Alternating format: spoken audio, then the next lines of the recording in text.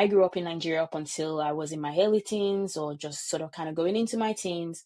And I survived so much political unrest and a war, actually. And this Yeah. war like started way before I was born. Like, like I lived in this a town called Ife, and there's another little town, and they always fought about land. It's always about land. It's still always about land with every war.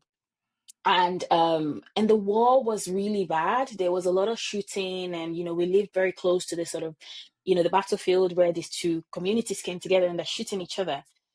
And that's one of my sort of kind That's of like huge. adverse experience profile. Okay, so now you would think that that would be one of the things that I talk about in therapy, but no, actually, you would be so surprised that that never like, when I tell people I actually survived war, they're like, what do you mean? Like, my best friends are like, you never mentioned that. But it It was wasn't your normal it, though, it right? was, yeah. So not only was Unfortunately. that, but there was support.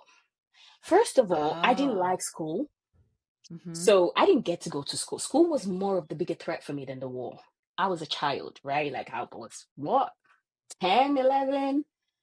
I was a child. School was a bigger threat. I was getting bullied in school. I just did not like Mm. school, basically. So the war meant no school. The war man, I actually saw my dad cared for the first time. Like, he cared about us not dying. This is the same man who had always been very, very angry. And, the question of, does he even have the capacity to love you? Like, he suddenly cared about like our well-being. And, it was less shouty, more caring, drove us to his friend's house. We never even saw his friend's house. I knew about the friend. So there was a lot of things, like a lot of newness. I went to live with my auntie in another town, lived, like went to the farm. My auntie's friend had a farm, like pig, sort of kind of like just interacting with animals. It was a great summer. Whilst before we left the war zone, like, we just had a community, a sense of community. Like, that did not allow for that wound to spread without being nurtured.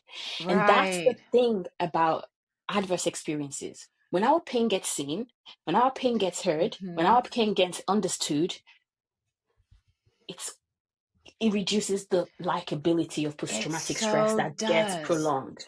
Now, like, you asked me, okay, first therapy session, what did I talk about? Of course, it was the bullying at school.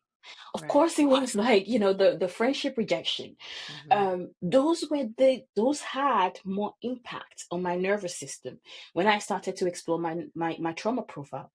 It was later, like, I was talking to myself, I never, like, we actually survived war, like, people actually that, like, why? And so, like, I explored that. And so trauma is not really about the event.